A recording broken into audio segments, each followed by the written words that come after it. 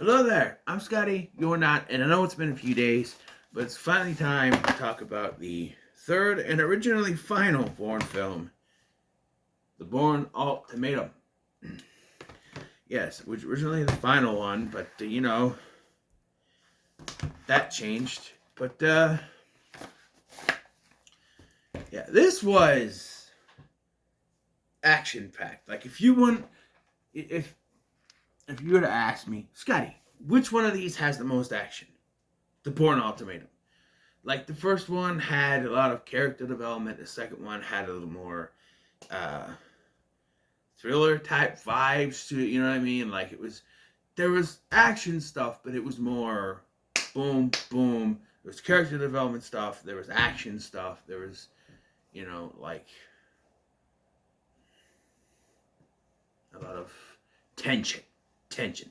This one is non-stop action, boom, boom, boom. People say this is the best of the Bourne movies, and I might have to agree with them. This was balls to the walls. As soon as the movie starts, it's just boom, boom, boom, boom, boom, boom, action. There is a scene where Bourne is running in Tangiers, and he's running. There's like on this, he's running up. He's on the roofs, and he's jumping off stuff. And then after he gets done running off roofs, he gets into a fight with some guy in a building. It is just fantastic.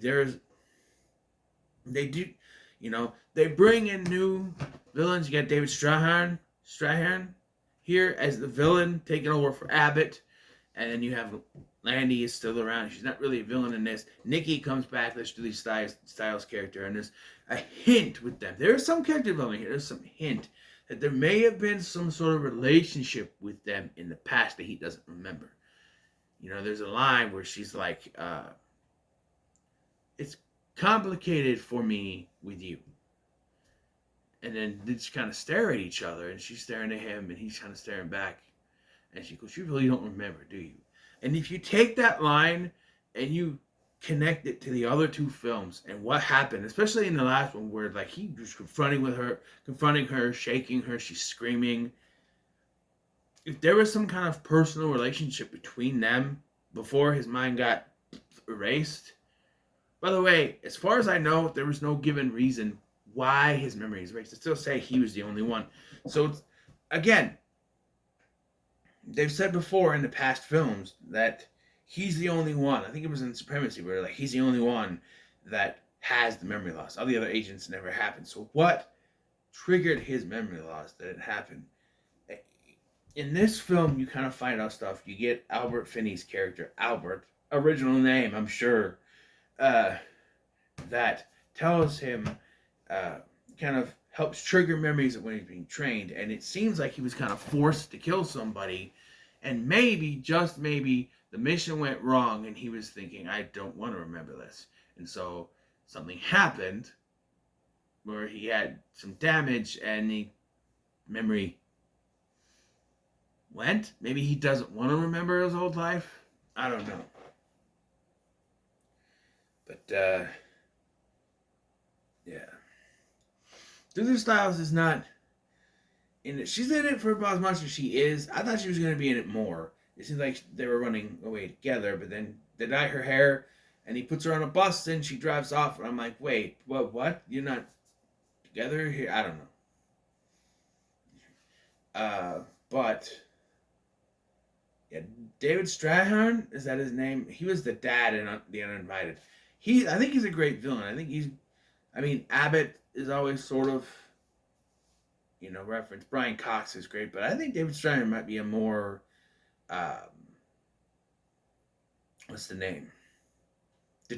More determined villain in this. He really wants, Abbott was, adamant that Bourne be killed in the last one, but he's really just trying to take him down, and when they think they're screwed, they're just sitting there thinking, oh fuck, because he's trying to learn more. He just, this whole thing, he's trying to learn more about himself, and that plays in to it,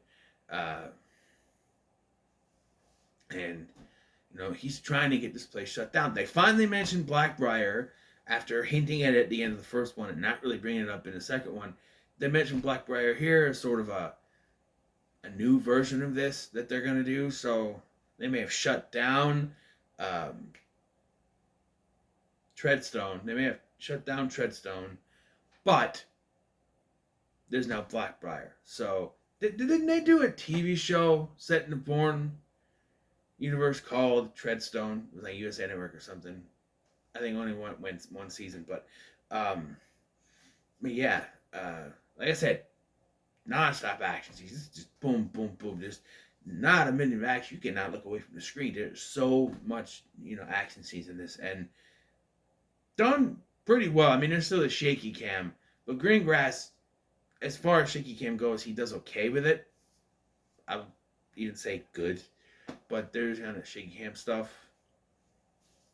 But I've said that in this one and the last one. Even in the first one, I had some kind of shaky cam stuff going on. But yeah, and they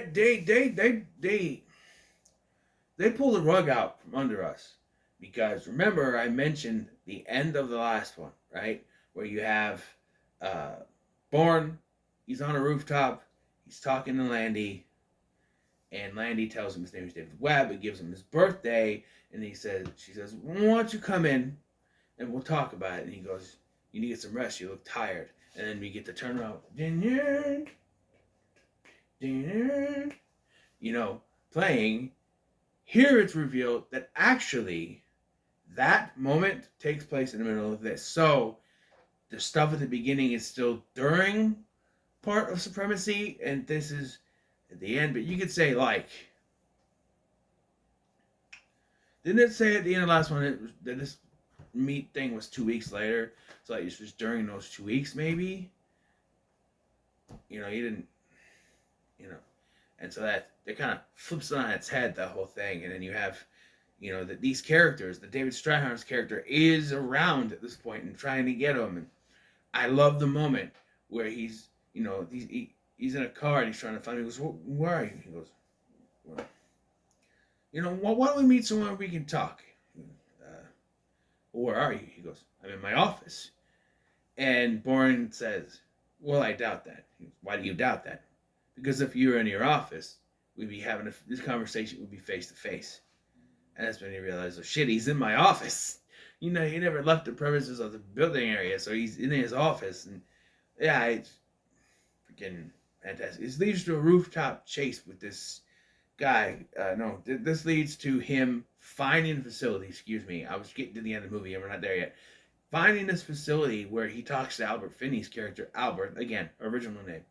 But, they have a conversation. And during this, you get flashbacks. And I know this is a bit of a nitpick. I know you have to show that there's somehow, that there are flashbacks. I would prefer if they were just in black and white. But instead, Greengrass decides, there's flashbacks. We have to show them in blurry vision. It's a little bit disorienting to the eyes. You know what I mean? But you see some of the stuff he went through in his training. You are no longer David Webb. You are Jason Bourne.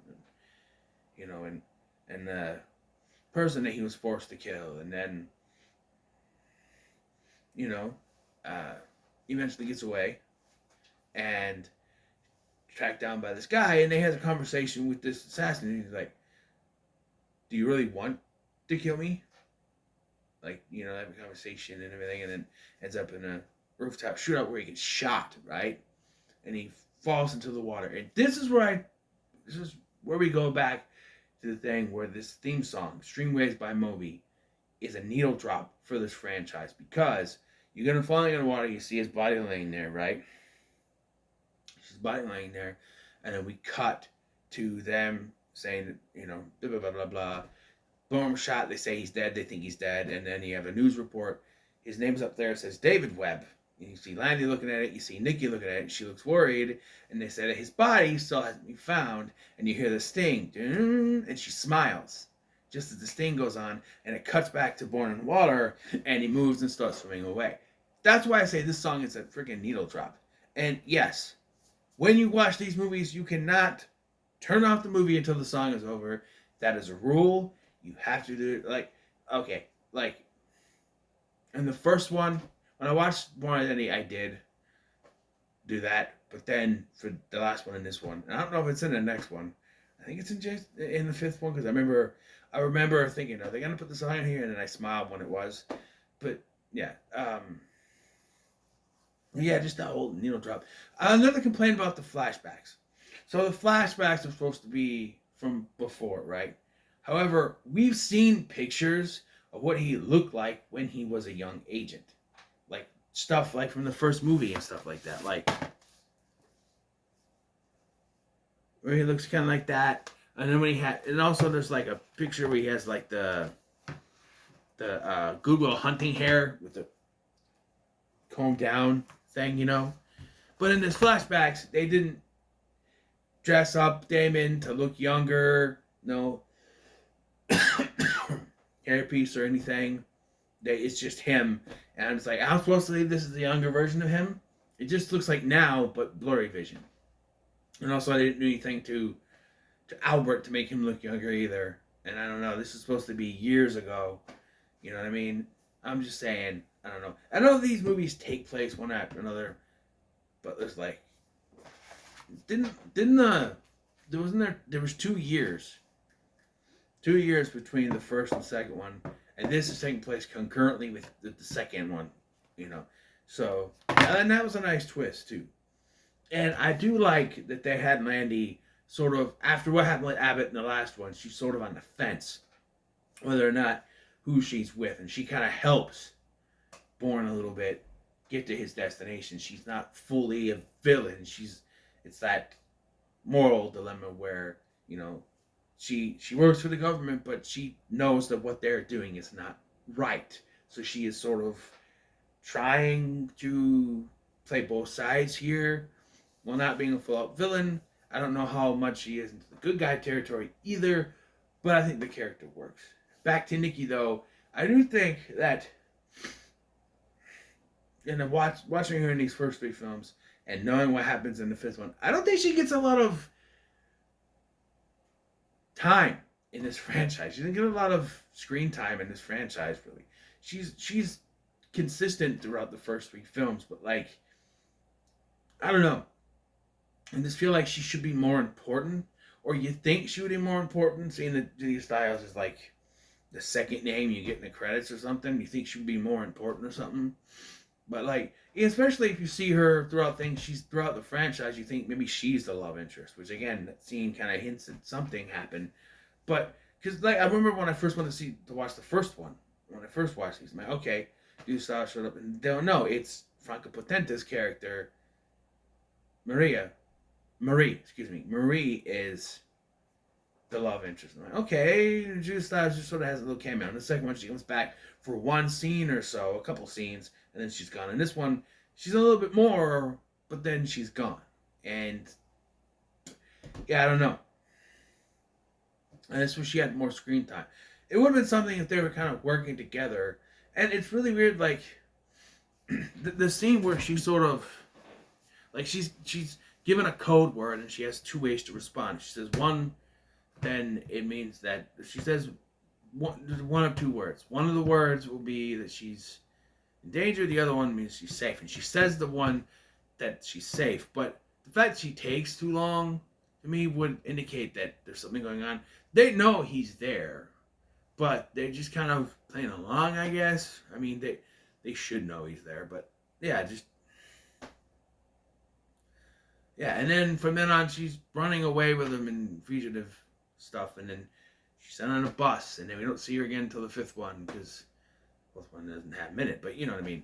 But yeah, this was good. I'm gonna say it's pretty good. This might actually be the best one, in my opinion. I think it's great. Although the first 3 are very slim between each other. I don't know how I'm gonna rank this franchise, but when it comes to the needle drops, I feel like the second one had the best needle drop ending, and they kind of used that in this movie or something else. But like, yeah. Again, back to that scene though. I thought that they were showing the scene to us to make it look like, oh, this is happening now, but it's going to end up being a recording. Like, they trace to where he is, and it's like a tape recorder with those words on it, and it's a trick to get them away from the offices so we can go in. But no, it actually happened. I forgot that this scene actually happened in this movie. So, But yeah, it's still good. Like I said, the first three are solid films, and I don't know. We're moving on to Legacy next, so we shall see. But anyway, what are your thoughts on the Bourne Ultimatum? By the way, my brother went to see this in theaters. Having not seen the other two, and he said it was good. So, what that's worth. Anyway, thank you for watching. I'm Scotty, and I'll see you in the next one.